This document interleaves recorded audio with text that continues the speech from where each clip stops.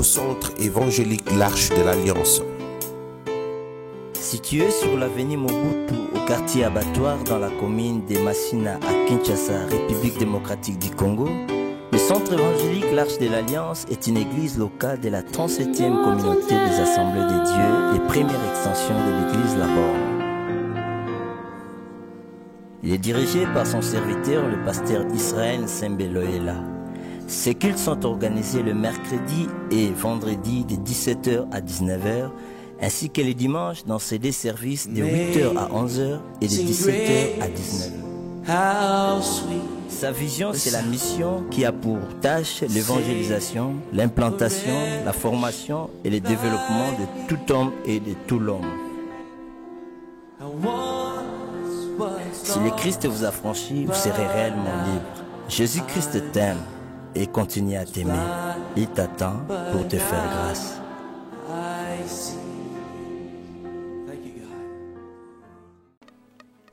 Après avoir écouté tous ces enseignements que nous est donnés par notre papa sur l'héritage, le Saint-Esprit a inspiré à l'Union musicale un chant qui s'intitule « Jésus, tu es mon héritage ».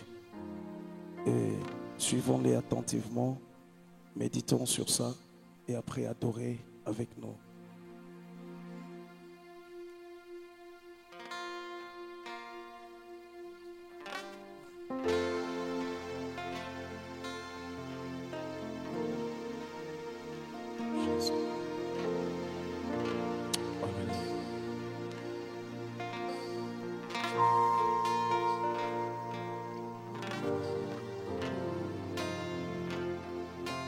Jésus,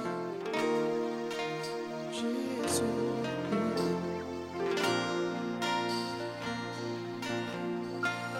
rien ne peut se comparer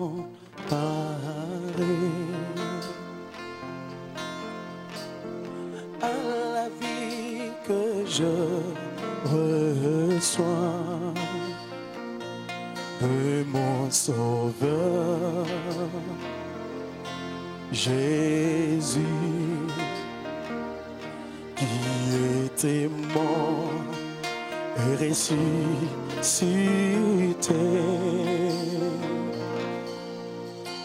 c'était ma place que t'as pris sur la croix.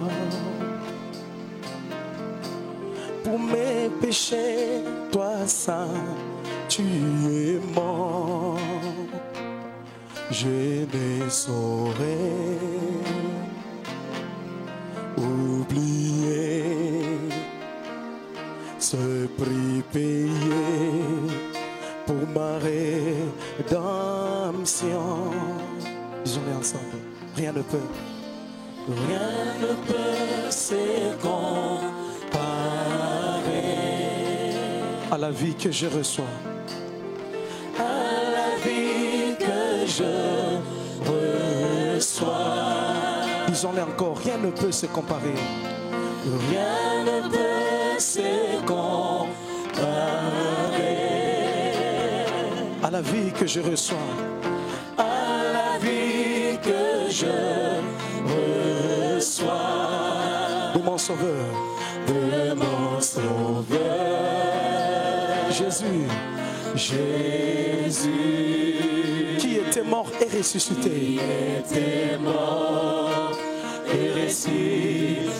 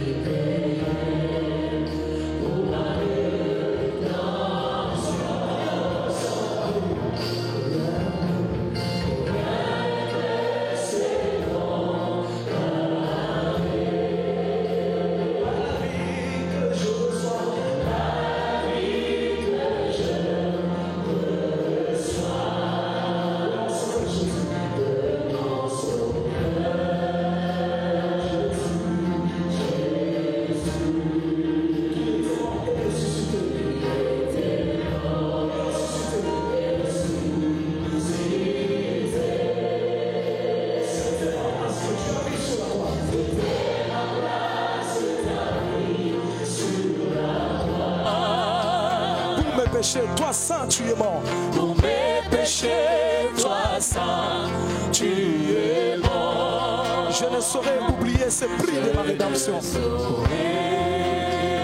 Oublier ce prix payé pour ma rédemption. Jésus, tu es mon héritage. Jésus, tu es mon héritage. Tu es mon précieux trésor. Mon précieux trésor. Que nul sur terre ne peut me ravir. Nul dans ce monde ne peut ravir. Quand tu me remplis de ta joie, mon cœur est satisfait. Quand tu me remplis de ta joie, mon cœur est satisfait. Mon cœur est satisfait. Toi, mon âme est épanouie. En toi, mon âme Jésus, tu es mon héritage. Jésus, tu es mon héritage. Mon précieux trésor. Mon précieux trésor. Que nul dans ce monde ne peut me ravir. Nul dans ce monde ne peut ravir. Quand tu me remplis de ta joie. Quand tu me remplis de ta joie. Mon cœur est satisfait. Mon cœur est satisfait. En toi, mon âme est en toi, mon âme Jésus, Jésus, tu es mon héritage. Jésus, tu es mon héritage. Mon précieux trésor. Mon précieux trésor. Mon précieux trésor. Que nul dans ce monde ne peut ravir. Quand tu me remplis de ta joie. Quand tu me remplis de ta joie. Mon cœur est satisfait. Mon cœur est satisfait. En toi, mon âme est. En toi, mon âme est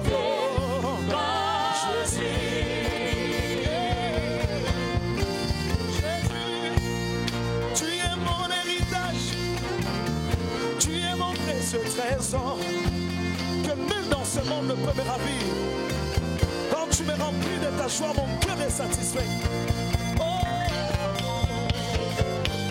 yeah, yeah. Jésus, Jésus, oh. Jésus, tu es mon héritage. Que nul sur terre ne peut me ravir. Oh, Jésus, tu es mon héritage. Jésus, oh, oh, Jésus, tu es mon héritage. Mon précieux trésor, mon précieux trésor. Que nul dans ce monde, que nul dans ce monde ne peut ravir. Quand tu me remplis, quand tu me remplis de ta joie, mon cœur est satisfait, mon cœur est satisfait. En toi mon âme, en toi, que tout l'ensemble le dise. Jésus, tu es mon héritage. Jésus, tu es mon héritage. Mon précieux trésor, précieux trésor. Que lui dans ces mondes me peut ravir. Quand tu me remplis, quand tu me remplis de ta joie, mon cœur est satisfait. En toi, mon âme était. Jésus Jésus, tu es mon héritage. mon précieux trésor. Mon précieux trésor. Que nul dans ces mondes, Nul dans ce monde ne peut ravir. oh, quand tu me remplis, Quand tu me remplis de ta joie, est satisfait. mon cœur est satisfait. En toi mon âme, En toi, mon âme était bas. Jésus, Jésus, tu es mon héritage. oh, Mon précieux précieux trésor. trésor. Que nul dans ce Nul monde dans ce monde ne peut ravir. Quand tu me remplis, Quand tu quand tu me remplis de ta joie,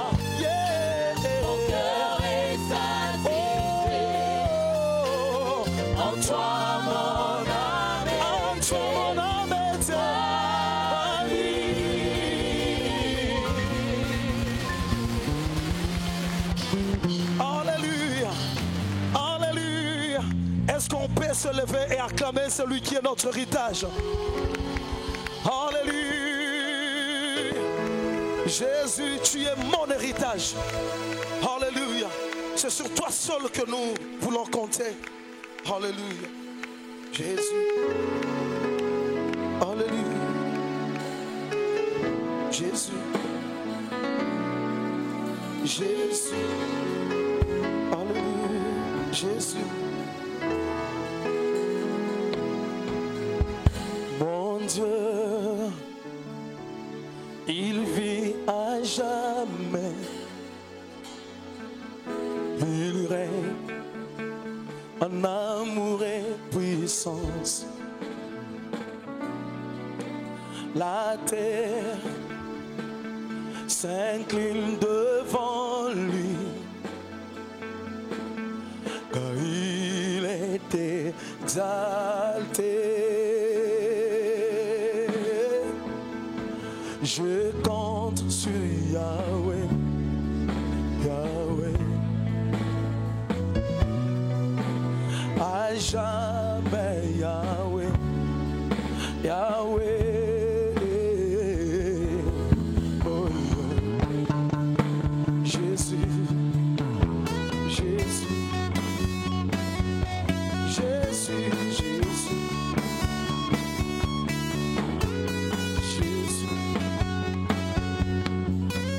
L'espoir est en Dieu tout-puissant.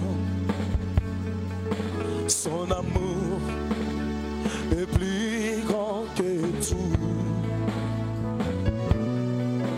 Plus haut, élevons roi des cieux.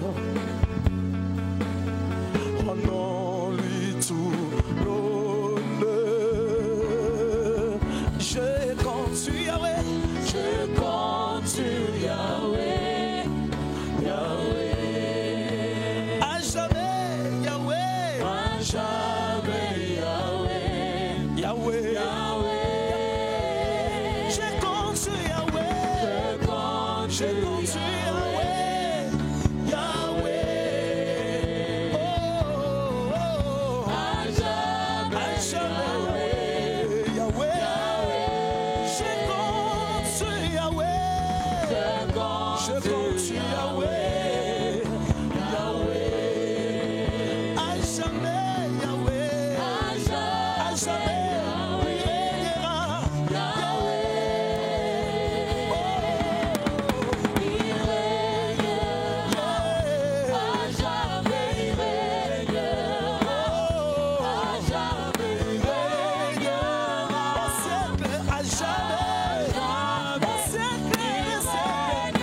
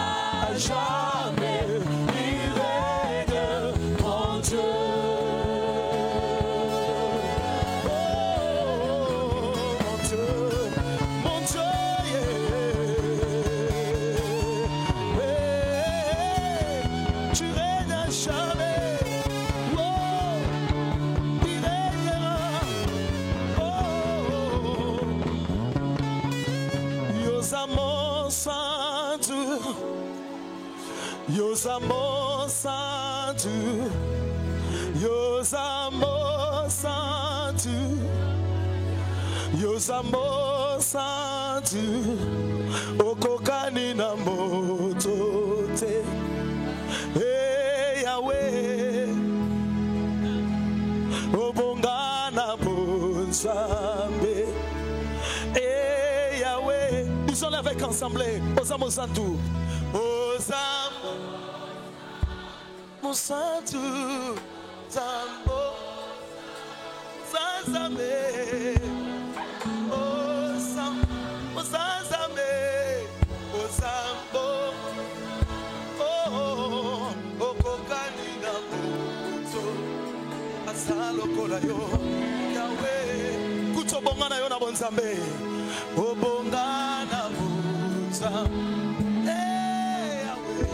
Disons-le encore.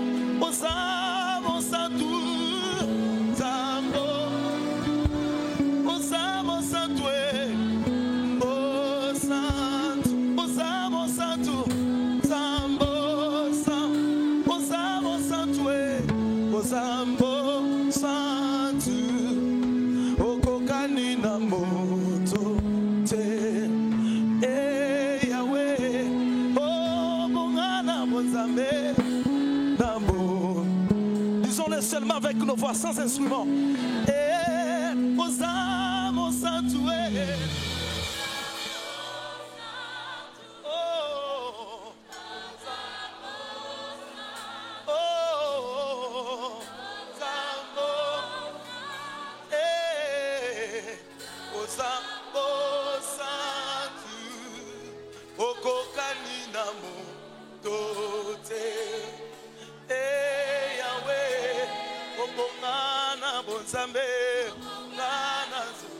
Plus fort que ça, Osamo Santu. Eh Yahweh, Osamo Santu. Oh, Osamo Santu.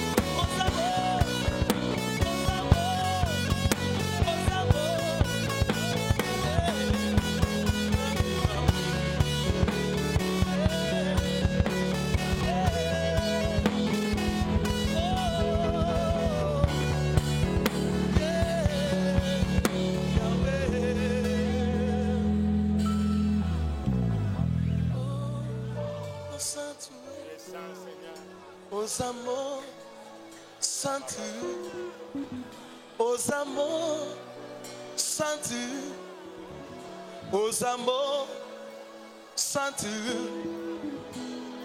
holy, holy,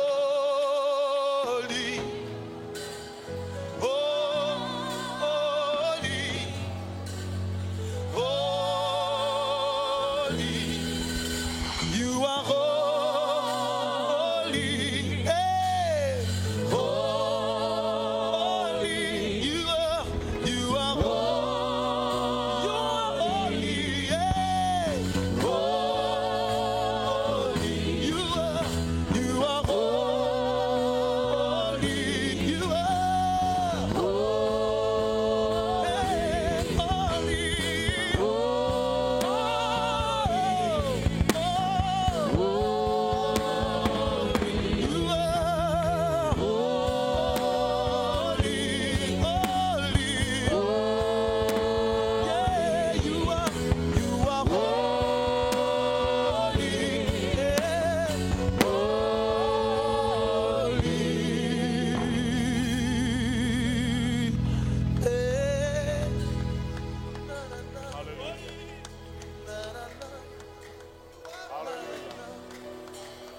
Levons nos mains dans sa présence. Levons nos mains dans sa présence. Nous disons Yada. Alléluia. Alléluia. Alléluia. Alléluia.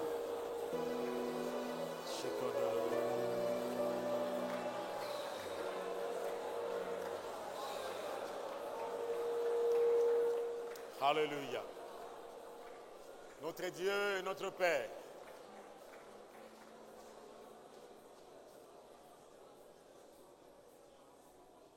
tu es 3 fois saint. Qu'un homme comme nous, Seigneur, sommes-nous capables de nous approcher de toi?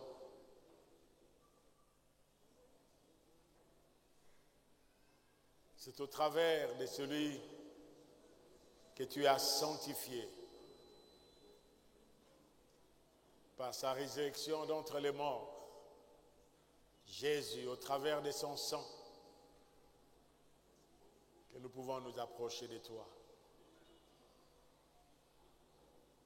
Nous serions consumés. Tu as dit à Moïse, ôte tes chaussures, car le lieu où tu te tiens est un lieu saint. Là où tu te tiens, ce lieu est sanctifié. Dans nos bureaux, parce que nous qui portons ton nom, nous sommes là, c'est sanctifié. À l'école, nous nous trouvons, c'est sanctifié. Au marché où nous vendons, ce lieu est sanctifié. Au quartier où nous habitons, ce lieu est sanctifié.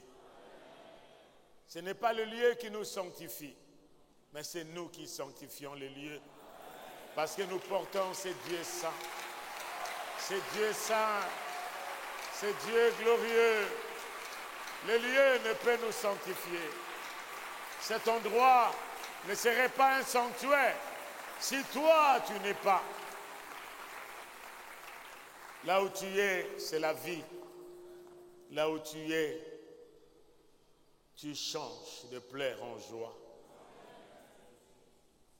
Là où tu es, l'aveugle voit, les sourds entendent, les boiteux marchent, les morts reviennent à la vie et les cœurs brisés sont restaurés et guéris. C'est pourquoi tu as dit, l'Esprit du Seigneur est sur moi, il m'a oint pour annoncer cette bonne nouvelle aux pauvres, pour guérir les cœurs brisés, renvoyer libre l'opprimé et annoncer l'année de la grâce. Bénis ta parole dans nos cœurs.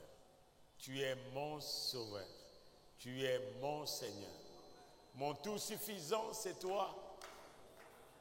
Sois le tout suffisant de chacun de nous. Le messager n'a jamais été plus grand que le message.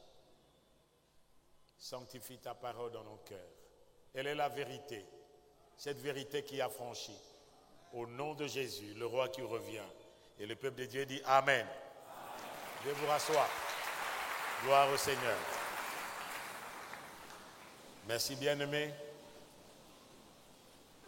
Merci d'être là ce matin, alors que nous partageons le thème que nous avons commencé avant même la fin de l'année, dans notre mois de prière, de novembre à décembre, et nous continuons avec ça. Ne vendez pas votre héritage, ne marchandez pas votre héritage. Avons-nous un héritage? Et nous avons vu ensemble que notre responsabilité, c'est de garder notre héritage, ne le changer même pas. Il y a des hommes dans la parole de Dieu qui ont compris la valeur de l'héritage et ils ont payé de leur vie, comme nous en avons vu depuis le début, un homme comme Naboth, qui connaissait la valeur de l'héritage.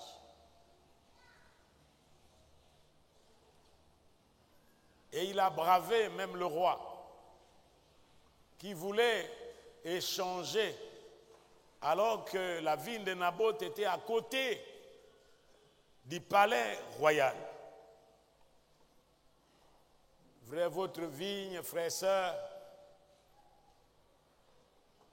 elles n'ont pas seulement à côté du palais royal, mais votre héritage est dans le palais royal. Amen. Naboth a résisté, il a payé de sa vie. Et aujourd'hui, encore, notre héritage, comme nous avons partagé avec vous, n'est pas d'abord domanial,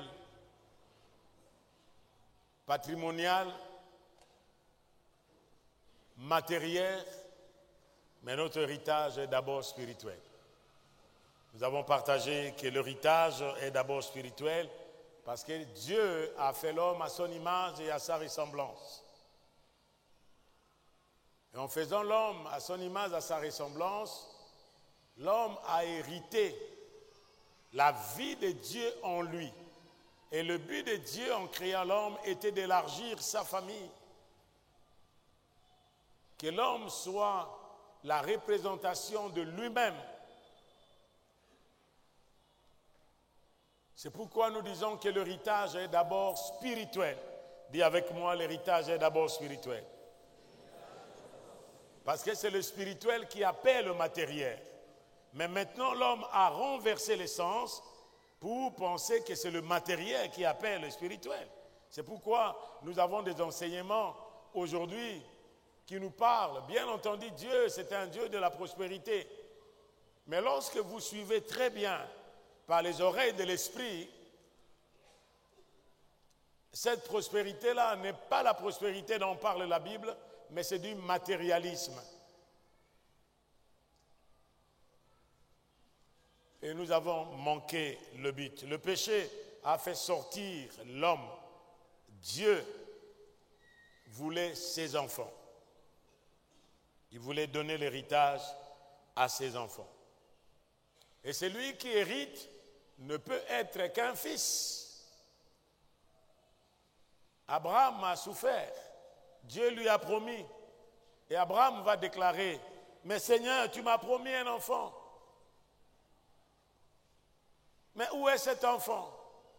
Alors que l'héritier de ma maison, c'est Eliezer de Damas. » Dieu lui a dit, « Non, ce ne sera pas Eliezer de Damas, mais celui qui sortira de tes entrailles, c'est celui-là qui sera ton héritier. » Malgré le temps, malgré le jour, les années qui sont passées, l'héritier est venu. La Bible nous dit qu'Abraham, espérant contre toute espérance, il ne douta point, parce qu'il a cru à ce Dieu qui donne la vie aux morts et qui appelle les choses qui ne sont pas comme si elles étaient là.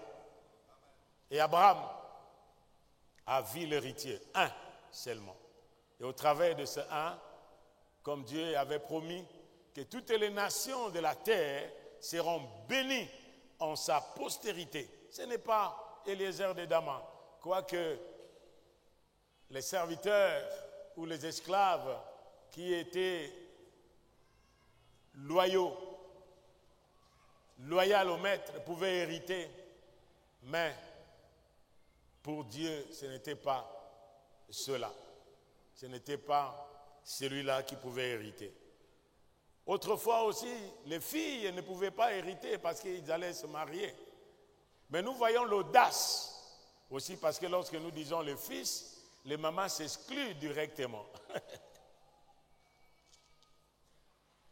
Mais au temps de la Bible, les filles ne pouvaient pas hériter.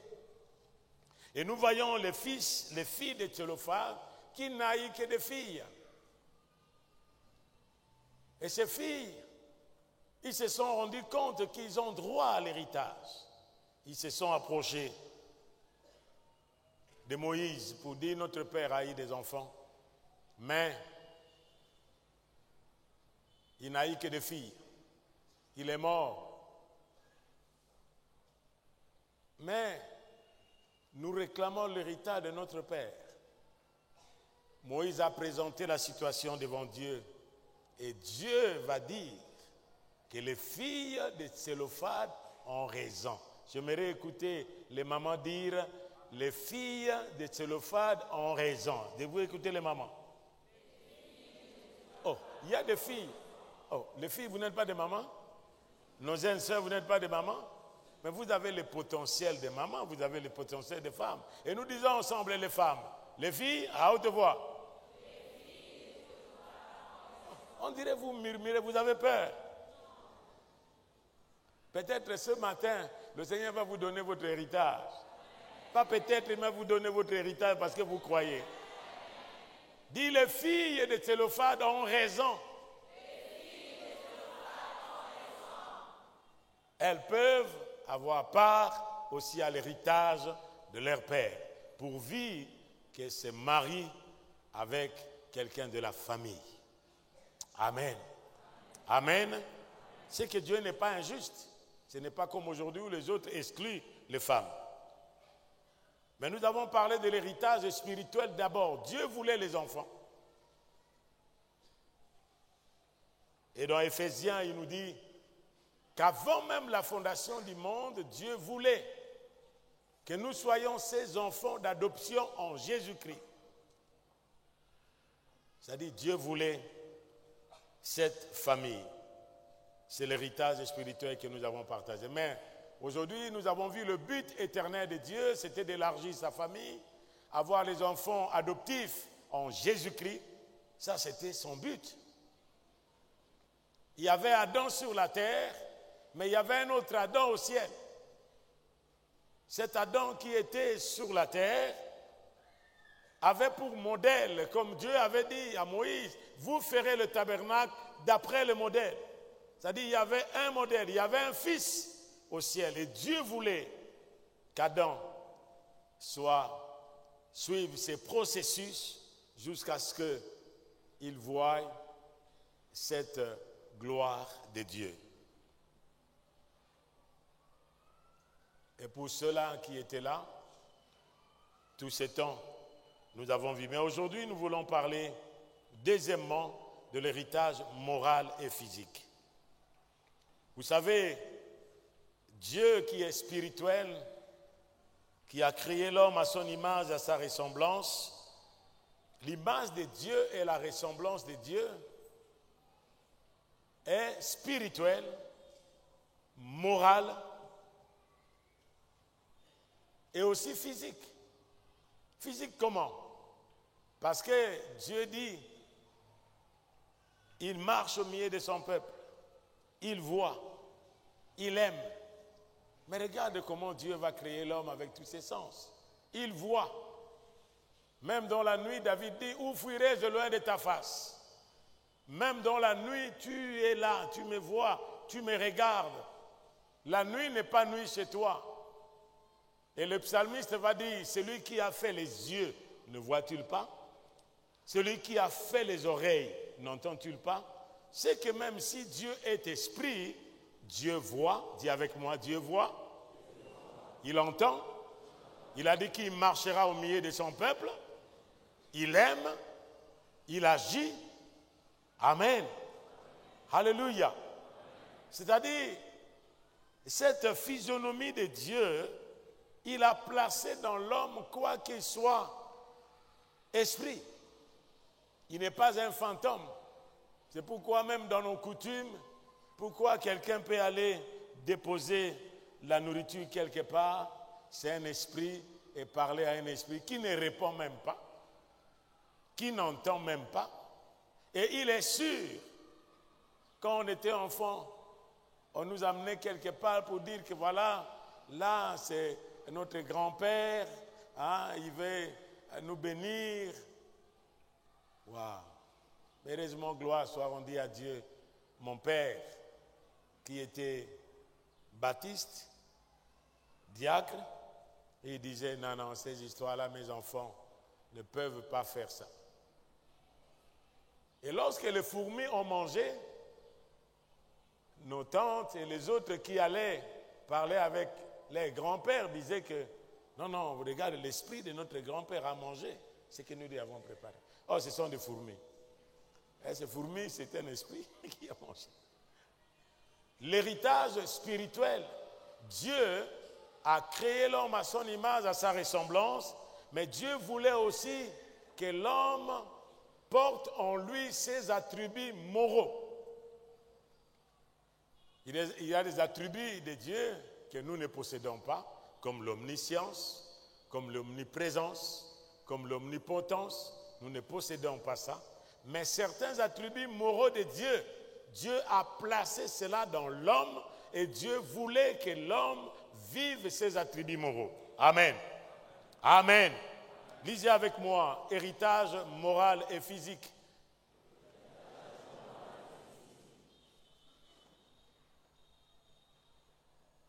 Ça, c'est le deuxième point dans notre grand thème que nous parlons. Lisez avec moi Genèse, le chapitre 2.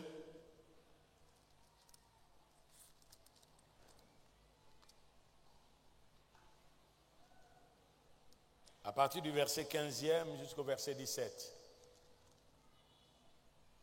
L'Éternel Dieu prit l'homme et le plaça dans le jardin d'Éden. Dieu a placé Adam où?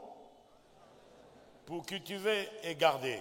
L'Éternel Dieu donna cet ordre à l'homme. Il donna cet ordre à l'homme. Tu ne mangeras, tu pourras manger de tous les arbres du jardin, mais tu ne mangeras pas de l'arbre de la connaissance du bien et du mal, car le jour où tu en mangeras, tu mourras.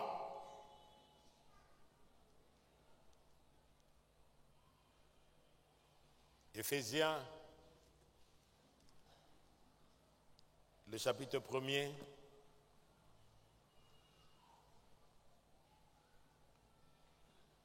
le verset 3e jusqu'au verset 4e.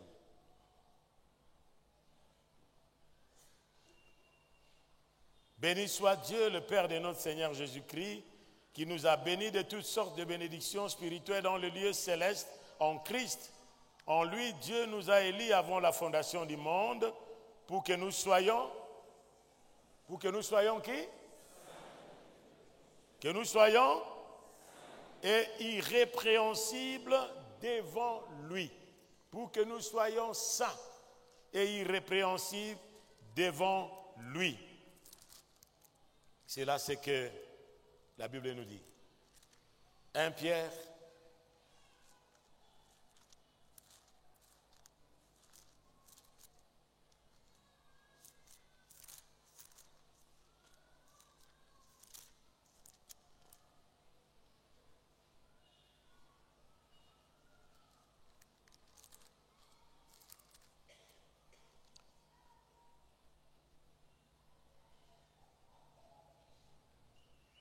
le chapitre 1er, le verset 14e, jusqu'au verset 17. Comme des enfants obéissants, ne vous conformez pas aux convoitises que vous aviez autrefois quand vous étiez dans l'ignorance. Mais puisque celui qui vous a appelé est qui? Vous aussi soyez dans toute votre conduite. Selon qu'il est écrit, vous serez, car je suis saint. Voilà. L'attribut que Dieu nous donne, c'est-à-dire, aujourd'hui, l'humanisme séculier nous parle d'un homme qui est Dieu. Parce qu'il a de l'énergie. Et nous écoutons aujourd'hui des doctrines, des voyages astrales, où vous pouvez vous déplacer parce que vous êtes Dieu. Et le charlatanisme est entré même dans l'Église. Mais Dieu donne cet ordre à l'homme, vous n'en mangerez pas. Dieu voulait que l'homme obéisse à sa parole, qu'il marche selon sa parole. Et quand tu lui as placé dans le jardin d'Éden, vous savez, frères et sœurs, le jardin d'Éden n'est pas seulement le jardin. Plusieurs personnes aujourd'hui plantent le jardin. Nous avons des jardins. Mais quelle était la particularité du jardin d'Éden? La particularité du jardin d'Éden était la présence de Dieu. Dis avec moi, la présence de Dieu. Encore une fois, la présence de Dieu. C'était la particularité. Et Éden veut dire quoi? Délice. Il y avait l'atmosphère de l'harmonie. Dis avec moi, Éden veut dire harmonie. Veut dire délice, sainteté, pureté, joie et paix. C'est le jardin d'Éden. Dieu a placé Adam et Ève dans ce jardin pour qu'ils soient dans l'atmosphère de la présence de Dieu, l'atmosphère de l'harmonie, d'une relation d'intimité avec Dieu. Et comme Dieu qui est saint, est la preuve, frères et sœurs, que dans cette atmosphère-là, nous voyons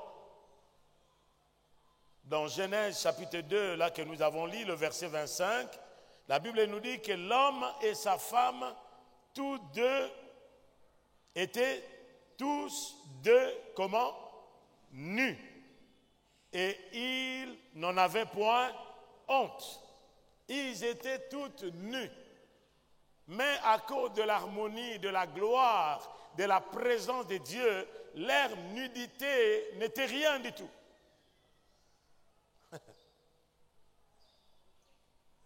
C'est ça, cette harmonie-là, de la présence de Dieu. Ils n'en avaient pas honte de leur nudité. Ils pouvaient se regarder. Il était avec sa femme.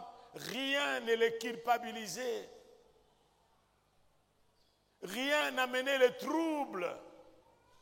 Je crois que même vous et moi, lorsque vous êtes là et que vous regardez certaines choses comme nous passons dans nos quartiers aujourd'hui, oh, surtout dans notre avenir de démocratie, j'ai dit à mes filles, nous allons un jour porter les ketchs et ainsi de suite, avec passer là-bas, parler à tous ces rapaces, tous ces crocodiles qui sont sur l'avenue.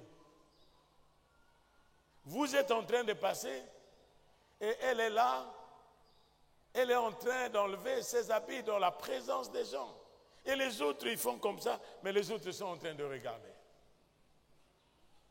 Je disais, mais Seigneur, ça c'est la sodomie. Où est-ce que nous sommes? Mais regarde aujourd'hui, même l'habillement aujourd'hui. Il y a certaines personnes qui n'ont pas honte parce que là, dans leur cœur, il y a un problème qui se passe.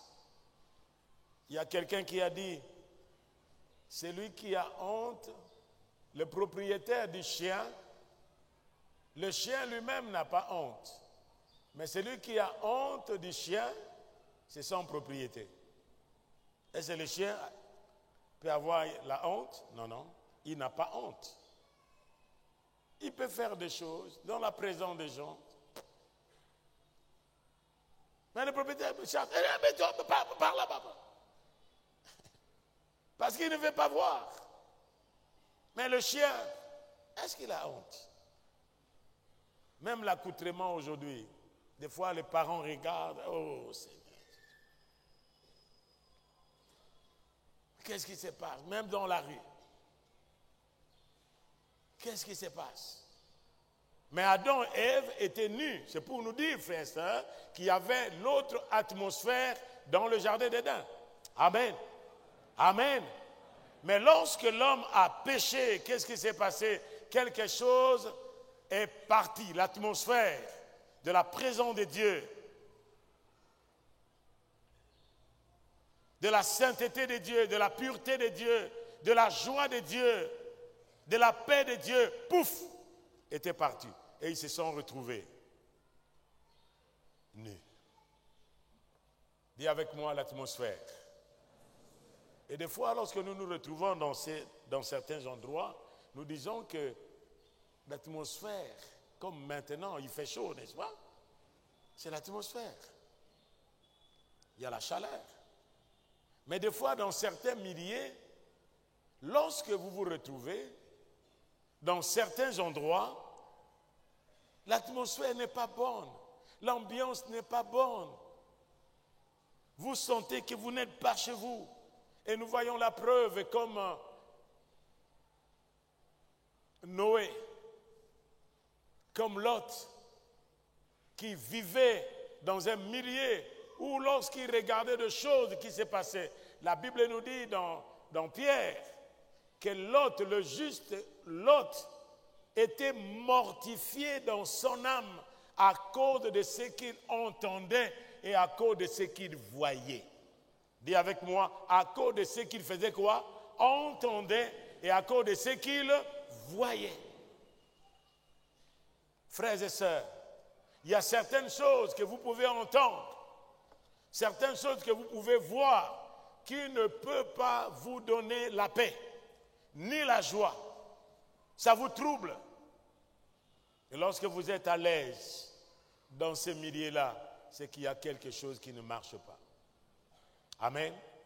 Voilà l'atmosphère que Dieu a créé l'homme. C'est-à-dire Dieu a créé l'homme avec ces sentiments de morale. Aujourd'hui, il y a certaines personnes qui sont moralement bons.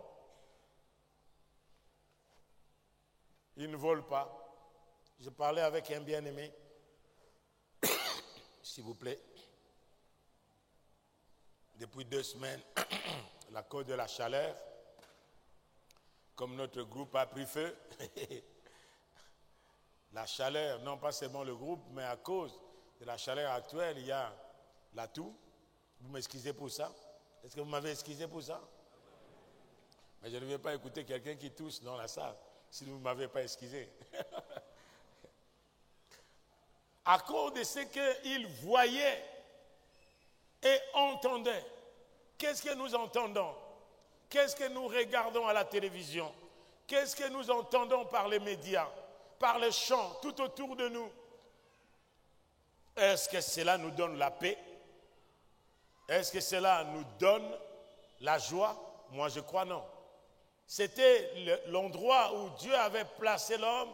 Dieu voulait que cet homme qu'il a créé à son image soit dans cet environnement où il était premièrement en relation avec lui. Ce qui faisait Éden, c'était la présence de Dieu. Dis avec moi la présence de Dieu.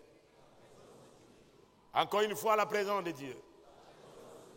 Même quand Adam, Dieu a dit, il n'est pas bon que l'homme soit seul, je lui ferai une aide semblable à lui. Ils étaient dans la présence de qui? C'est-à-dire, les relations étaient dans la présence de Dieu. Les réunions étaient dans la présence de Dieu. Ève a vu Adam dans la présence de Dieu. Adam a vu Ève dans la présence de Dieu. C'était dans la présence de Dieu. Dis avec moi encore une fois, dans la présence de Dieu. Et lorsque Dieu est présent, frères et sœurs, la relation que nous vivons, cette relation ne sera pas une relation qui vient seulement des sentiments. Parce que les sentiments varient selon les circonstances, mais Dieu ne varie jamais. Amen. Amen. Dieu voulait que ses enfants soient saints. Souvent, la sainteté est prise aujourd'hui par rapport à ne touche pas, ne fait pas. Non, la sainteté d'abord, c'est quoi? C'est la séparation. Dis avec moi la séparation. La séparation avec et la consécration à. Ça, c'est la sainteté. C'est séparer d'eux. C'est pourquoi, pour comprendre la pensée de la sainteté, venez avec moi dans le livre de 2 Corinthiens, chapitre 6. 2 Corinthiens 6.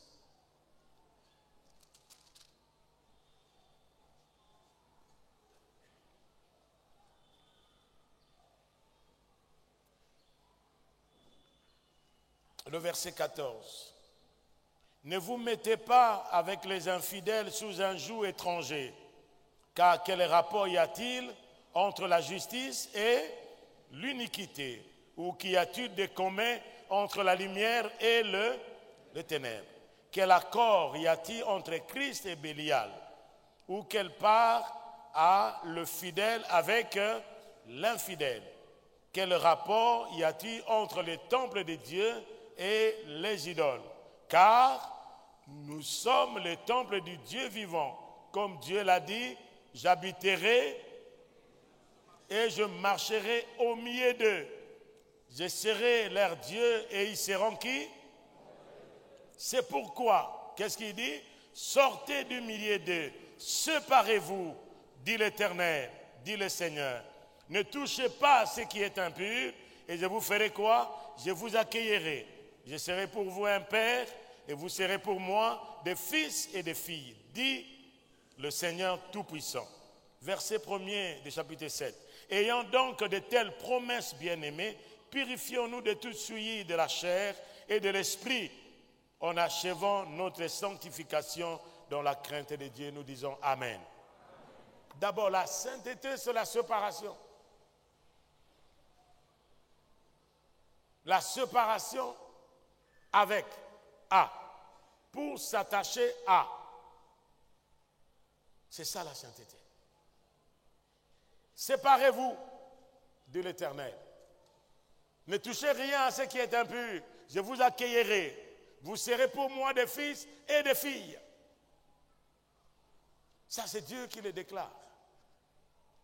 Mais Dieu voulait que ses enfants soient séparés. Nous voyons même Dieu dans la création. Lorsqu'il a créé le ciel et la terre, la Bible nous dit qu'il sépara. Dis avec moi, il a fait quoi? Il a séparé la lumière d'avec le ténèbre. Il a séparé les eaux d'en bas et les eaux d'en haut. Il a séparé la sanctification sur la séparation. Amen. La séparation d'avec. Pour nous attacher à lui, Dieu. C'est ça ce que Dieu voulait. Il voulait que nous soyons irrépréhensibles. Frères, sœurs, lorsque nous nous regardons là, et que nous voyons, des fois nous cherchons avec nos efforts, des fois nous allons prier, nous allons gêner, il y a eu quelque chose, un péché qui s'est passé dans notre vie, nous allons gêner, nous allons prier. Et lorsque nous revenons dans les mêmes choses que nous avons commises, nous pensons que ce sont des démons qui sont rentrés. Oh, ce n'est pas les démons. Ce n'est pas les démons, ce n'est pas un problème de démons dedans. C'est pourquoi on peut imposer les mains autant de fois, la situation reviendra.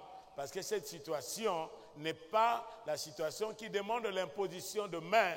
Cette situation demande la discipline. Demande quoi? La discipline et la séparation, c'est tout. Des efforts que nous allons fournir sont des efforts stériles. Nous parlons cela par l'expérience, frères et sœurs. Vous savez, quelqu'un a dit, celui qui n'a pas encore traversé l'ombre de la nuit ne saurait pas apprécier les rayons du soleil. Celui qui peut dire ici que le feu brille, c'est celui qui a été brûlé. Lorsque vous pensez que vous avez connu, c'est pourquoi vous voyez certaines personnes. J'ai rencontré un frère, vous savez, pasteur, moi là, depuis que j'ai donné mon cœur au Seigneur, ces histoires-là de la chair, je n'ai même pas de sentiments dans ces choses. Il est vrai. Il est vrai. J'ai dit, frère, gloire à Dieu, frère. Mais une chose qui est là, c'est que si tu ne penses pas me faire plaisir, tu es en train de te mentir toi-même.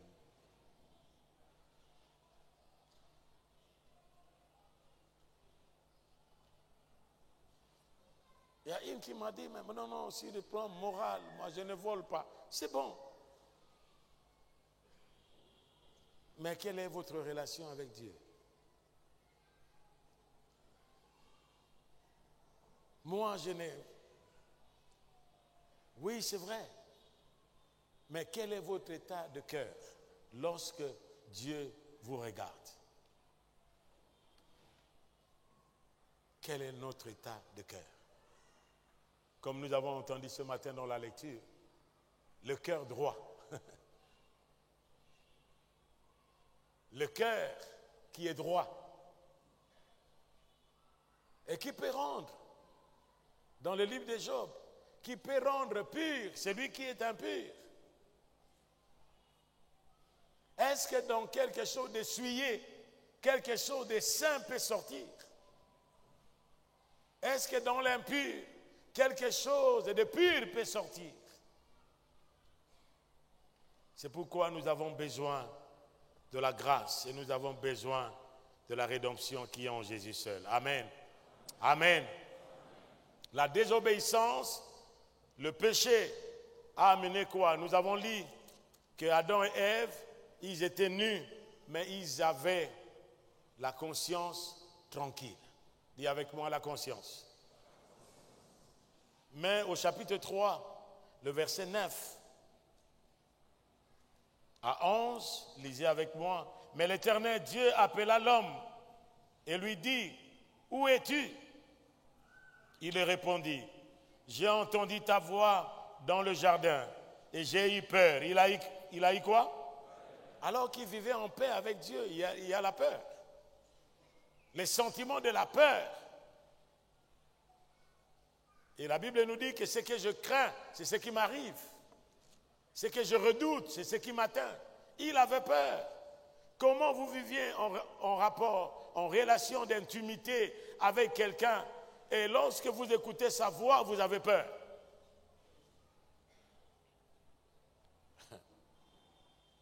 Autrefois, lorsqu'on était enfant, on pouvait dire, si on a un petit frère, une petite sœur, on lui dit, toi, sois à la porte là-bas. Et vous allez voir, le marmite, maman a préparé pour vous, oh, la nourriture, c'est pour vous. Il n'a pas préparé pour quelqu'un d'autre. Les mamans aiment tellement les enfants qu'elles préparent. Elle a bien préparé, mais elle attend le moment pour venir vous servir, pour que vous puissiez manger à satiété.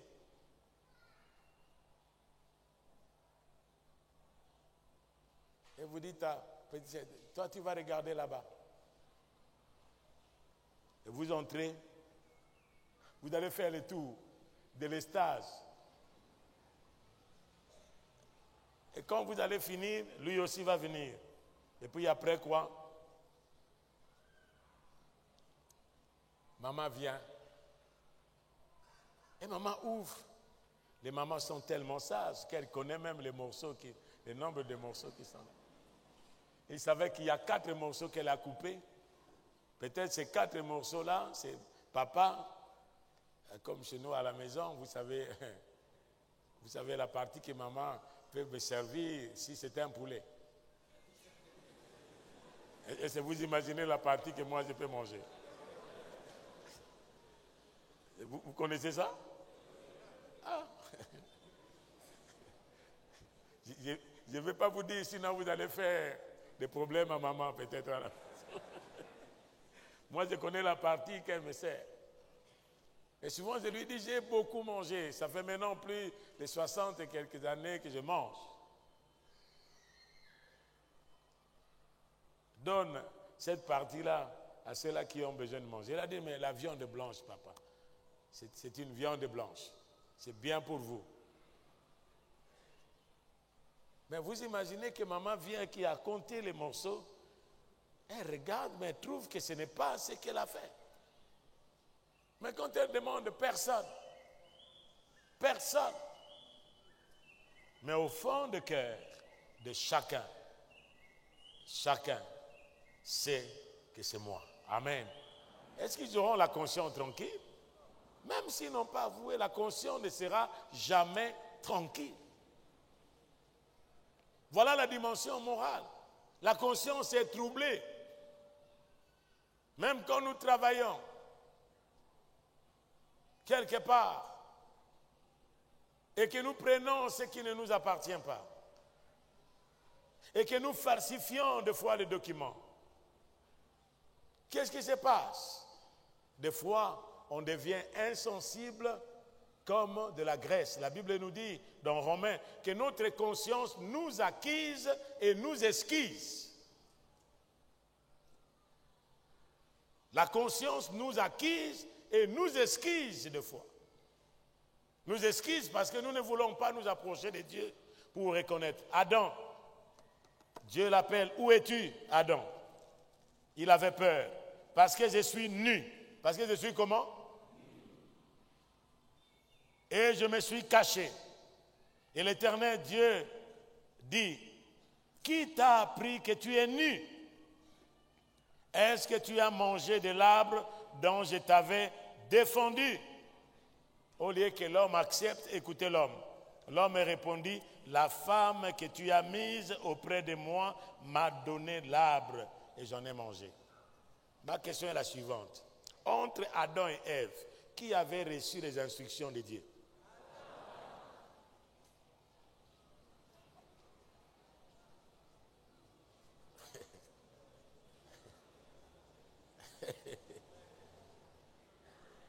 Qui avait reçu les instructions de Dieu? Vous savez, lorsqu'il y a communication, le premier qui reçoit le message a le message tel que le message est transmis. Mais le deuxième qui reçoit, le deuxième, c'est-à-dire celui qui a reçu le premier, s'il ne transmet pas le message tel qu'il a reçu, ce message-là est falsifié. C'est pas vrai? Et souvent, lorsque je dis, frère, parle à papa qui est derrière et que papa parle à celui-là, lorsque ça va arriver à la dernière personne, le message sera dénaturé. C'est pas vrai? Hello? Est-ce qu'on est ensemble? Mais c'est la même chose. C'est la même chose. Il a reçu le message. Nous ne savons pas ce qu'il a transmis. Parce que Ève a ajouté, Dieu a dit, ne touchez pas et ne mangez pas. Est-ce que Dieu avait dit ne touchez pas? Non, non. Mais Ève a ajouté, ne touchez pas. Or, Dieu n'avait pas dit ne touchez pas. Dieu avait dit ne mangez pas. Mais Ève va dire ne touchez pas. Alors l'ennemi va la voir et dit non, touchez, il n'aura rien. Mais quand tu as touché là, tu as vu quelque chose, il a dit non, non, je n'ai rien vu. Alors pourquoi? Tu as touché, tu n'as pas vu. Mais est-ce que quand tu vas manger, ça va te faire du mal? Ça ne te fera pas du mal. C'est là le problème. C'est-à-dire dans la dimension morale, frères et sœurs, c'est l'homme qui a reçu le premier. Et nous avons la responsabilité. Papa, comme on est là, il arrive des fois où même pour apporter le message, mon épouse me pose la question, papa, tu vas prêcher sur quoi?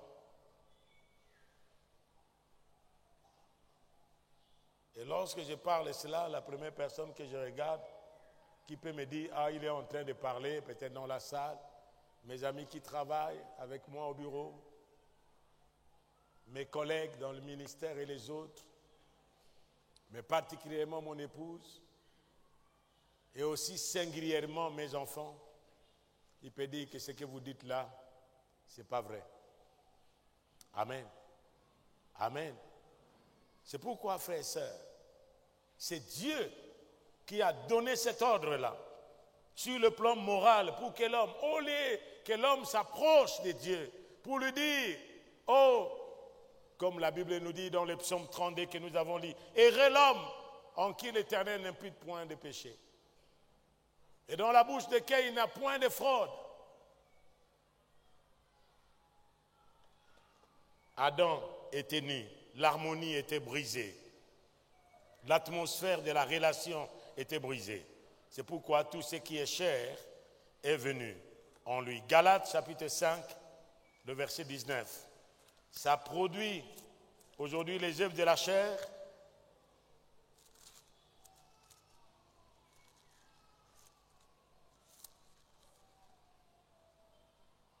C'est la désobéissance. Ce que les autres ont appelé péché, c'est la désobéissance. Galates 5, partir du verset 19, qu'est-ce que la Bible nous dit? Et nous voyons le fruit, les œuvres de la chair.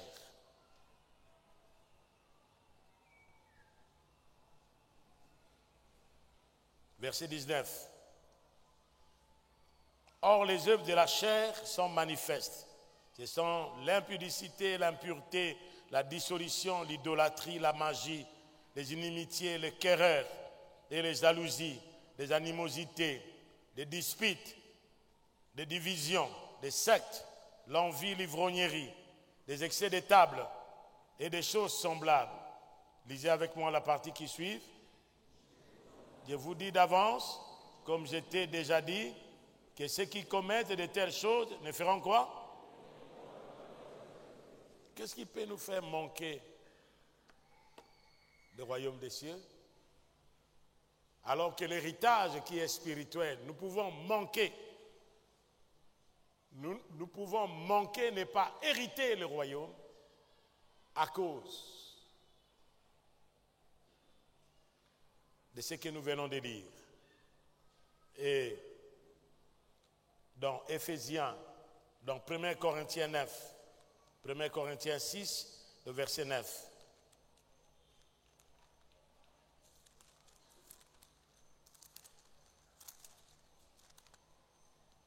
« 1 Corinthiens 6, verset 9.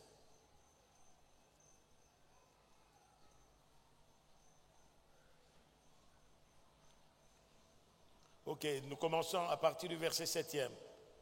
C'est déjà certes un défaut chez vous que d'avoir des procès les uns des autres. Pourquoi ne souffriez-vous pas plutôt quelques injustices? Pourquoi ne vous laissez-vous pas plutôt dépouiller? Mais c'est vous qui commettez l'injustice et qui dépouillez. Et c'est envers les frères que vous agissez ainsi. Verset 9. Ne savez-vous pas que les injustes n'hériteront point? Ne vous y trompez pas, ni les impudiques, ni les idolâtres, ni les adultères, ni les efféminés, ni les infâmes, ni les voleurs, ni les cupides, ni les ivrognes, ni les outragés, ni les ravisseurs n'hériteront point le royaume de Dieu. Amen. Amen. Ici, c'est Dieu qui nous met en garde contre toutes ces choses. C'est sur le plan moral. C'est-à-dire, nous pouvons manquer l'héritage dans la dimension morale. Nous pouvons manquer l'héritage. C'est comme ce jeune homme dans le texte qui suit, dans Marc. Là, ce jeune homme est venu vers Jésus et qui a dit, Seigneur, que dois-je faire pour hériter le royaume des cieux? Le Seigneur lui donne des conditions. Voilà, il y a ça, il y a ça. Cet homme était moralement bon. Il a dit, Seigneur, j'ai tout accompli. Dans Luc et dans Marc, vous allez lire vous-même pour voir cela. Tout cela, je l'ai fait depuis mon enfance. Je n'ai rien commis adultère. Je ne fais rien comme impudique. Je n'ai rien fait, je n'ai rien volé. Mais le Seigneur lui regarda et lui dit, va, vends tout ce que tu as et viens et suis-moi. Et la parole de Dieu nous dit que ce jeune homme, il est allé tout triste parce qu'il avait beaucoup de biens. Il avait combien de biens? Est-ce avoir de biens, c'est mauvais? Non, non. Écoutez-moi bien, frères et sœurs. Les doctrines que nous avons lues, errer les pauvres en esprit car ils hériteront le royaume de Dieu. Avoir beaucoup de biens, ce n'est pas un problème. Mais notre attachement, où se trouve notre cœur? Au bien de ce monde.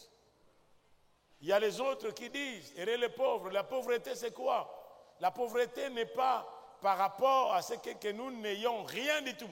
Quoi? La pauvreté n'est pas par rapport à ce que nous n'ayons rien du tout. C'est pourquoi vous écoutez aujourd'hui, non, non, il y a des riches là-bas. J'ai parlé avec un frère qui disait, vous savez, je n'ai pas d'habit, c'est pourquoi je ne suis pas. J'ai dit, mais quand vous habillez comme ça, il a dit non, je suis. Mais qui vous dit que là-bas, Ce sont des gens qui ont des voitures et bien habillés. Et vous pensez que vous ne pouvez pas entrer dans le royaume des cieux à cause de l'habit, à cause de voitures? Regarde la conception des gens du monde. Ce jeune homme est allé tout triste. Mais lorsque le Seigneur va dire, il est difficile pour des riches d'entrer dans le royaume des cieux, et les pauvres acclament, oh! Pourquoi? Parce qu'il voit un frère, il voit une sœur. Il dit, non, il y a Coco, t'as vraiment le raté. Est-ce qu'il y a Zanango? À Simbate. Est-ce qu'aujourd'hui, ce n'est pas comme ça aujourd'hui? Est-ce qu'aujourd'hui, dans le monde, pour avoir quelque chose, il faut entrer dans l'occultisme, il faut avoir des fétiches? Mais où est le Dieu qui bénit? Le Dieu bénit ses enfants. Amen. Amen. Mais Dieu ne veut pas que nous puissions attacher notre cœur. Alléluia. C'est pourquoi il a dit à Israël, même quand tu verras que ton mou et ton bleu se multiplier, n'attachez pas votre cœur à ces choses. Parce que regarde, je t'ai conduit dans le désert. Autant d'années, vous n'avez pas manqué à manger. Vos chaussures ne se sont pas usées. Vos vêtements n'ont pas été déchirés. Je vous ai pris en charge pour savoir que l'homme ne vivra pas seulement du pain, mais de toute parole qui sort de la bouche de qui? De Dieu. Le problème, c'est l'attachement. Dis avec moi, attachement. C'est pourquoi nous avons entendu dimanche. Vous voyez, même la pauvre, Jésus était assis pour regarder ce qu'il donnait. Les autres apportaient là-bas, ils chantaient, comme dans nos églises, l'Intissan. On vient, on chante. On vient, il jette.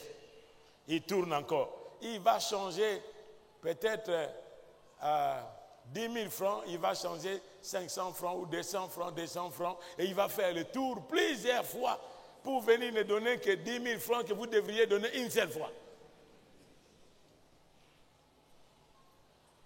Mais Jésus regardait, et quand tu l'as vu, si c'était aujourd'hui, le pasteur était devant le panier de l'offrande, il regardait, on pouvait dire le pasteur est cupide. Hein? C'est pas vrai? Mais Jésus regardait par rapport à ceux qui ont donné. Mais il va dire, parmi tous ceux qui ont donné, cette femme a donné plus que tous ceux qui ont donné. Mais les autres étaient scandalisés. Parce que la façon de voir de Jésus n'est pas notre façon de voir. Amen. Amen. C'est un problème d'éthique. De l'amour. Où est-ce que notre cœur est attaché? Ce jeune homme est rentré triste. Et en semaine, frères et sœurs, nous allons partager cela pendant ce temps. La conséquence de la désobéissance à la parole de Dieu. Qu'est-ce que ça apporte? Nous allons terminer là. Proverbe. Lorsqu'il y a quelque chose qui se passe en nous, dans notre cœur, on a honte de s'approcher. Avant de lire Proverbe, lisez avec moi Job chapitre 31, le verset 33. Lorsque vous allez lire ce texte, vous allez voir Job. Avant de lire le verset 33, j'ai lu le verset 15. C'est lui qui m'a créé dans le ventre de ma mère. Ne l'a-t-il pas créé? Le même Dieu ne nous a-t-il pas formés dans les seins maternels? Si je refusais aux pauvres ce qu'ils demandaient, si j'ai fait languir les yeux de la veuve, c'est-à-dire faire pleurer la veuve. Le mari est mort, on vient prendre tout, et la veuve est en train de souffrir. Si j'ai mangé seul mon pain, sans que l'orphelin ait eu sa part, moi qui l'ai de ma jeunesse élevé comme un père, moi qui dès ma naissance ai soutenu la veuve, si j'ai vu le malheureux manquer de vêtements et l'indigent n'avoir point de couverture, sans que ses reins n'aient béni, sans qu'il ait été réchauffé par les toissons. Verset 33. Oh non, le verset 29. Si j'ai été joyeux du malheur de mon ennemi. Si j'ai été comment? Du malheur de qui? Il y a les autres qui, celui qui est son ennemi, s'il apprend qu'il a fait tel, ou il est devenu tel, ou il a connu telle situation, oui, il a eu vraiment ce qu'il méritait. Mais Job disait, il ne pouvait pas se réjouir du malheur de qui? Mais la Bible nous dit, ne te réjouis pas du malheur de ton frère. Il y en a combien qui se réjouissent du malheur d'un frère, d'une sœur, parce qu'il a quelque chose dans son cœur contre lui. Et nous venons, nous levons nos mains pour adorer Dieu. Notre héritage n'est pas seulement matériel, notre héritage est aussi moral et spirituel. Amen. Amen. Si j'ai sauté d'allégresse quand le revers l'ont atteint, le revers, c'est-à-dire les situations difficiles, ont atteint mon ennemi, le revers l'a atteint. Et je me réjouis. Moi qui n'ai pas permis à ma langue de pécher, de demander sa mort avec imprécation. Si les gens de ma tente ne disaient pas, où est celui qui n'a pas été rassasié de sa viande? Verset 33. Si comme les hommes j'ai caché mes transgressions et renfermé mes iniquités dans mon sein, parce que j'avais peur de quoi? De la multitude, parce que je craignais le mépris des familles, me tenant à l'écart et n'osant franchir la porte. Oh, qui me fera trouver quelqu'un qui m'écoute? Voilà ma défense toute signée. Le Tout-Puissant me répond. Qui me donnera la plainte écrite par mon adversaire? Je porterai les écrits sur mes épaules, je l'attacherai sur mon front comme une couronne. Le verset 37, disons ensemble, je lui rendrai compte de tous mes pas et je m'approcherai de lui comme qui? Comme un prince. Est-ce que nous pouvons nous approcher de Dieu comme un prince ce matin?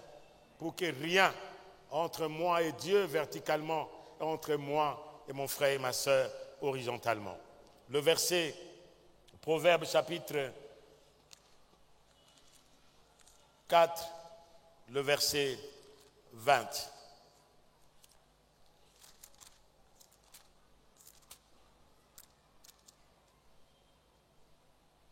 Mon fils, sois attentif à mes paroles. Prête l'oreille à mes discours, qui ne s'éloignent pas de tes yeux. Garde-les dans le fond, d'où c'est? De ton cœur.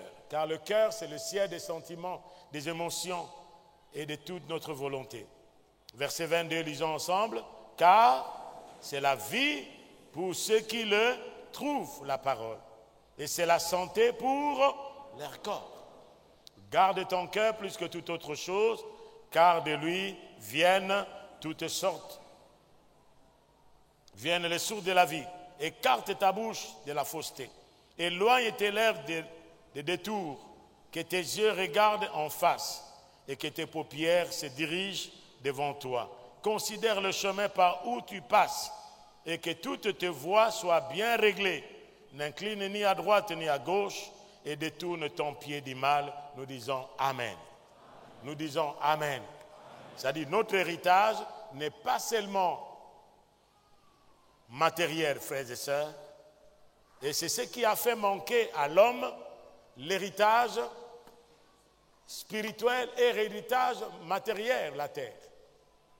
Dieu a donné à l'homme la dimension spirituelle, l'héritage spirituel, moral et physique, parce que l'un des aspects que nous sommes à l'image de Dieu, c'est cette vie de l'amour, de la sainteté, de la pureté, de la paix de Dieu dans notre cœur. Amen. C'est ce qui peut faire en sorte que lorsque nous travaillons et nous vivons avec Dieu, Dieu nous conduit et Dieu nous dirige. Que le Seigneur vous bénisse et vous accorde sa grâce. Amen.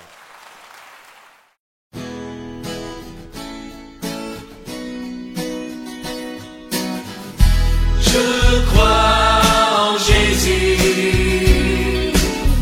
Je crois qu'il est le Fils de Dieu.